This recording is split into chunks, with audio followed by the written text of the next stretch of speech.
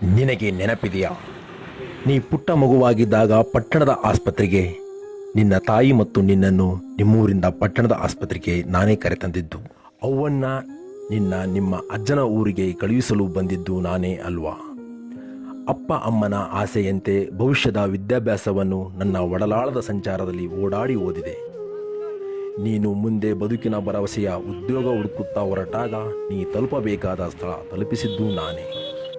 ರೈತ, doctor, engineer, ಉದ್ಯಮಿ, ಇನ್ನೂ ಅನೇಕ ಏಳಿಗೆ ಶಿಖರನ್ನಿ ಏರುತ್ತಿರುವಾಗ ನನ್ನ ಅಂತಃಕರಣದ ದಾರಿಯಲ್ಲಿ ಸಂಚರಿಸಿದ ಮನುಷ್ಯ ಇಂದು ಬದುಕಿನ ಗುರಿ ಮುಟ್ಟಿದ ಎಂಬ ಸಾರ್ಥಕತೆಯ ಭಾವ ನನ್ನಲ್ಲಿ.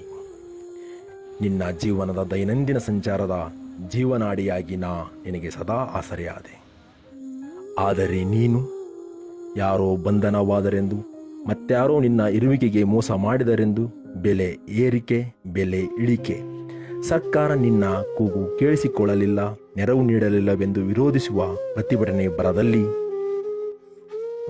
ನನ್ನ ಮೇಲೆ ಕಲ್ಲು ತೂರುತ್ತೀರಿ, ಬೆಂಕಿ ಹಚ್ಚಿ ನನ್ನ ಮೇಲೆ ಆಕ್ರೋಶ ತೋರುತ್ತೀರಿ. ಹೌದು, ನಿಮಗೆ ನಾನೇನು ತಪ್ಪು ಮಾಡಿದೆ?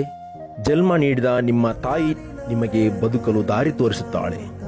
ನಾನು ಆ ದಾರಿಗೆ ನಿಮ್ಮನ್ನು ಮುಟ್ಟಿಸಲು ಸಂಚರಿಸುತ್ತೇನೆ. ನಾನು ನಿಮಗೆ ತಾಯಿ ಸಮಾನ ಅಲ್ವಾ?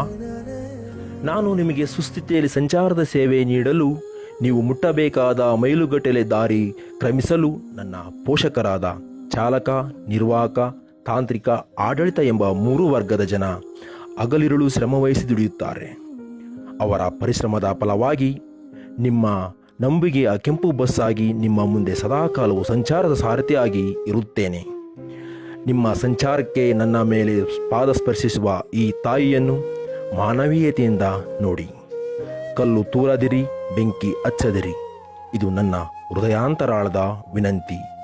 ಇಂತಿ ನಿಮ್ಮ ಕೆಂಪು ಬಸ್ಸು.